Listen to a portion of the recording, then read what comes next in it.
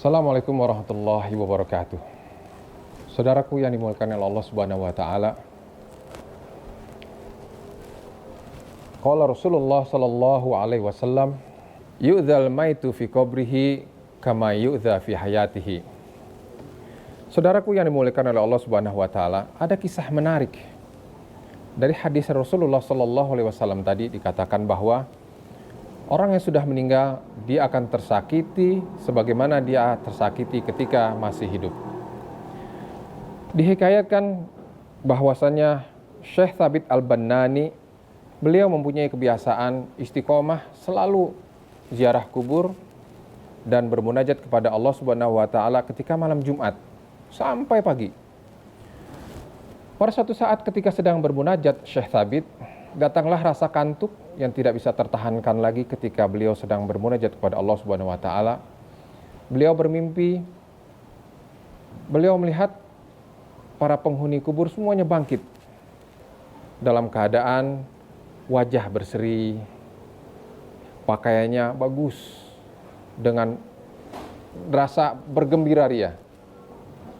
Dan mereka dihidangkan dengan berbagai macam hidangan untuk mereka. Tapi ada satu pemandangan yang cukup berbeda. Ada seorang pemuda yang terlihat mukanya kusut, rambutnya kusut, pakaiannya acak-acakan, berjalan dalam keadaan tertunduk sambil meneteskan air mata. Hal ini mengundang pertanyaan kepada Syekh Thabit. Wahai pemuda, ada apa gerangan?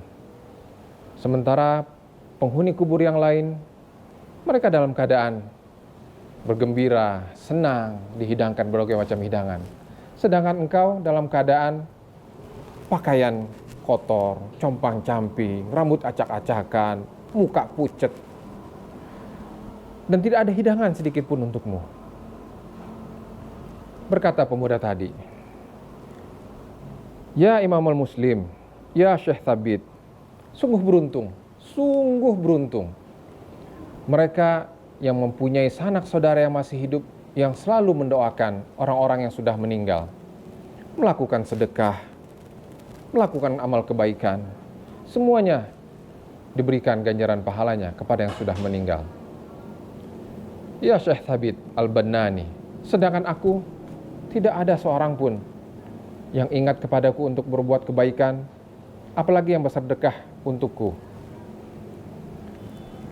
Sampai pembicaraan dengan pemuda tadi, Syekh Thabit menawarkan kepada pemuda tadi, "Wahai pemuda, tunjukkanlah di mana orang tuamu saat ini berada. Aku akan mengabarkan kondisi yang sebenarnya saat ini engkau sedang berada di kuburan." Pemuda tadi mengatakan bahwa, "Saya dulu bersama ibu saya berniat ingin pergi haji. Di dalam perjalanan takdir menentukan lain, saya meninggal. Tidak lama kemudian, singkat cerita, ibuku menikah dengan seorang yang berada di perkampungan tersebut. Sehingga ibuku lupa, tidak pernah memberikan bacakan kebaikan, tidak pernah bersedekah untukku, dan tidak pernah mendoakanku." Syekh Thabit setelah mendengar penjelasan dari pemuda tadi, mencoba untuk mencari keterangan di mana lokasi keberadaan ibu pemuda tadi. "Ya Syekh Thabit, apabila ibuku tidak mempercayamu, katakanlah bahwa di kantong ibuku itu ada 100 miss call, ADOS, bukan 100 miss call handphone ya saudaraku ya, tapi ada 100 miss call ukuran berat yang sekitar 450 gram perak. Dan itu adalah warisan dari ayahku dan itu hak aku. Baik pemuda, saya akan coba untuk menyampaikan apa yang telah engkau amanatkan kepadaku." Singkat cerita, Syekh Thabit sampailah ke tempat kediaman ibunya, menyampaikan apa yang dia obrolkan dengan pemuda tadi. Tersentak ibunya kaget dan pingsan mendengar cerita tersebut. Bagaimana tidak pingsan saudaraku? Perasaan seorang ibu begitu sedih. Ternyata keadaan anaknya di alam sana jauh berbeda sekali.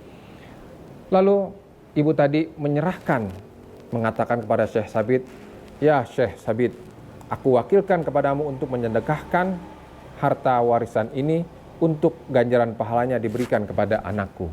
Ditunaikanlah amanat tadi oleh Syekh Sabit.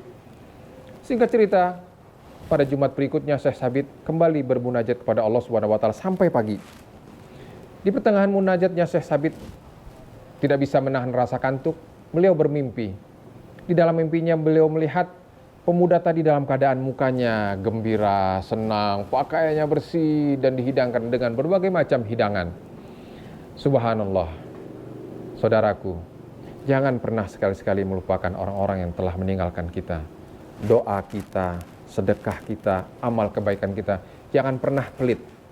Niatkan kepada Allah Subhanahu wa taala, seluruh amal kebaikan yang aku lakukan ini saya serahkan kepada untuk kedua orang tuaku yang sudah meninggal ataupun kepada untuk guru-guruku. Saudaraku, semoga kisah ini memberikan hikmah kepada kita bahwa orang yang meninggal pun akan merasakan apa yang dirasakan ketika dia masih hidup. Jangan pernah berhenti untuk mendoakan. Setiap tadarus, sisipkan doa untuk orang-orang yang sudah meninggal, baik kepada guru kita dan juga kepada orang tua kita terlebih utama lagi. Semoga ada manfaatnya. Wabillahi taufiq wal hidayah. Assalamualaikum warahmatullahi wabarakatuh.